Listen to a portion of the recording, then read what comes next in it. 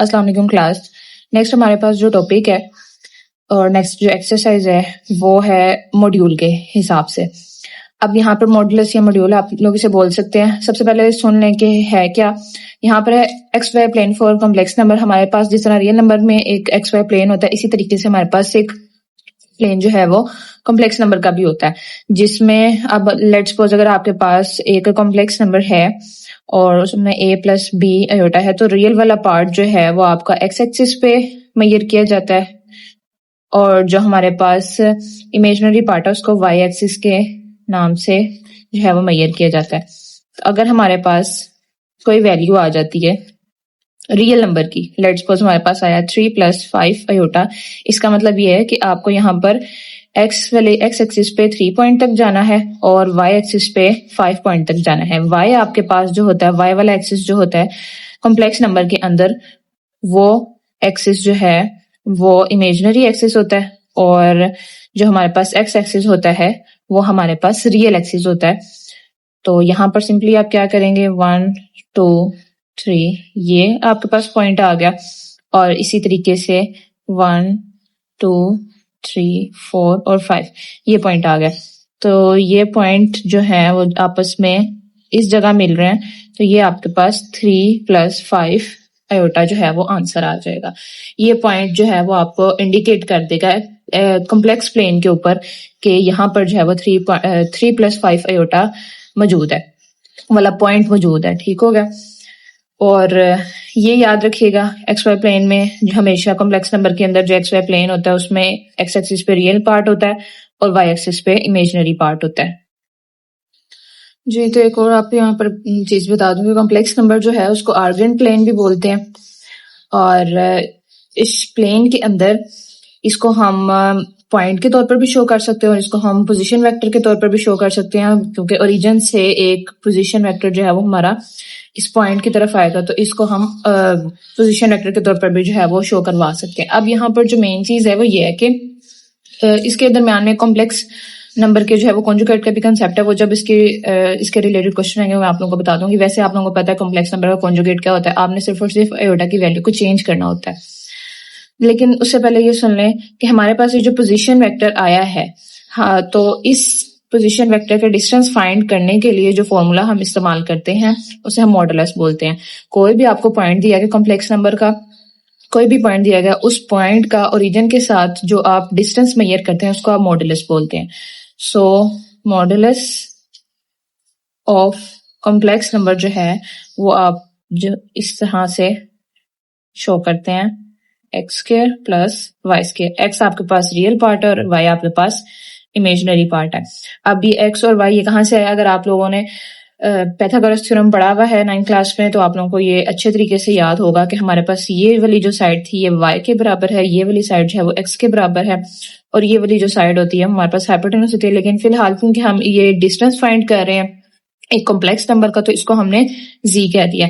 तो हमारे पास Pythagoras theorem जो होता है वो ये कहता है कि z² = x² + y²। तो बस यहाँ से जब इसका आप स्क्वायर रूट करेंगे, बोथ साइड पे जब आप स्क्वायर रूट लेंगे ये कैंसिल होकर आपके पास ये वाली टर्म आ जाएगी, तो ये हमारे पास मॉडुलस बन जाएगा।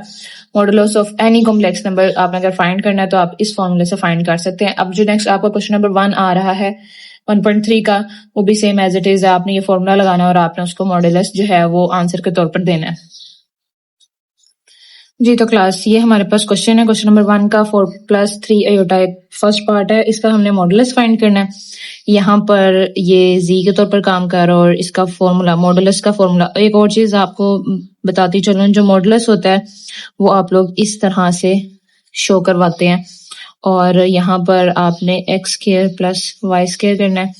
तो पहले ही आप लिख लें कि आपके पास x जो है वो 4 है और y जो है वो आपके पास 3 है। ठीक होगा। अब सिंपली आप वैल्यू पुट करेंगे और आपके पास आंसर आ जाएगा। तो हम यहाँ पर x हमारे पास है 4² + y हमारे पास है 3²। तो जब यहाँ पर आप इसका स्क्वायर लेंगे, 4 का स्क्वायर आपके पास 16 आ जाएगा और 3 का स्क्वायर आपके पास 9 आएगा और उसको प्लस करने के बाद आपके पास आंसर 25 आता है। 25 इज द स्क्वायर ऑफ 5। तो आप लिख लें और स्क्वायर रूट के साथ कैंसिल करना और आपके पास जो है वो मॉडुलस आंसर के तौर पर 5 आ जाएगा। ठीक है, ये सिंपल सा हमारा क्वेश्चन था, ये यहीं पर खत्म हो जाएगा ये जी। तो क्लास हमारे पास जो नेक्स्ट पार्ट स्टार्ट हो रहा है वो हमारे पास है -5 -4 अयोटा। तो सिंपली आपके पास x जो है वो -5 है और y जो है वो आपके पास -4 है। आप इस फॉर्मूले में पुट करेंगे -5 का स्क्वायर प्लस 25 होता है, ये आप लोगों को पहले भी बताया हुआ है। सबसे पहला जो हमारा क्वेश्चन था अयोटा वाला, उसमें भी सबसे पहले वाले लेक्चर में तो बताया हुआ है कि माइनस की जो वैल्यू होती है, जो माइनस के ऊपर अगर स्केयर आ जाए, स्केयर क्योंकि एक इवन नंबर है, इवन नंबर की वजह से ये माइनस जो है वो प्लस में चेंज हो जाएगा। तो ये -5 का स्केयर प्लस 25 और इसी तरह -4 का स्केयर 16 आ जाएगा। दोनों को आप प्लस करेंगे तो आपके पास 41 आएगा।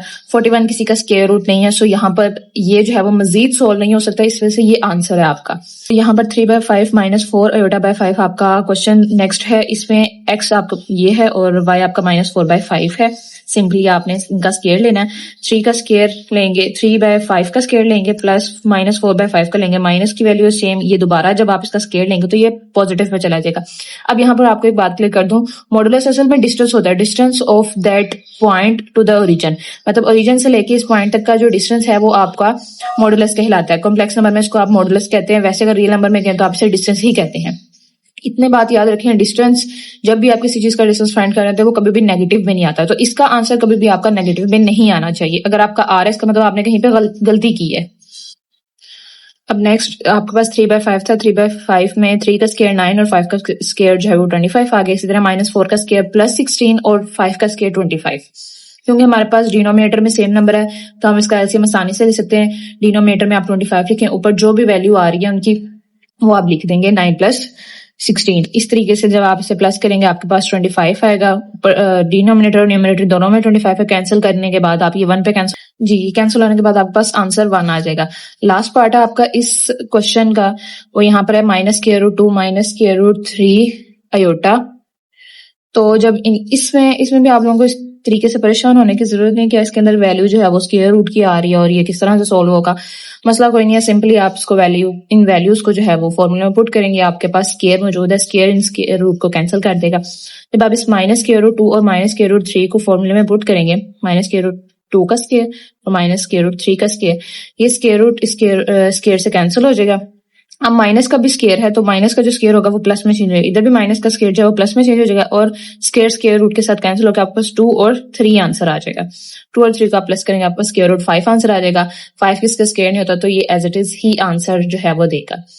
ये आपका 1.3 का पार्ट जो है वो 1 था, क्वेश्चन नंबर 1 था, उसके सारे पार्ट थे। अब इसको अच्छे से समझ लें, अगर किसी को कोई मुश्किल परेशानी हो तो लाजमी पूछें और कहीं गलती हुई तो भी बता दीजिएगा।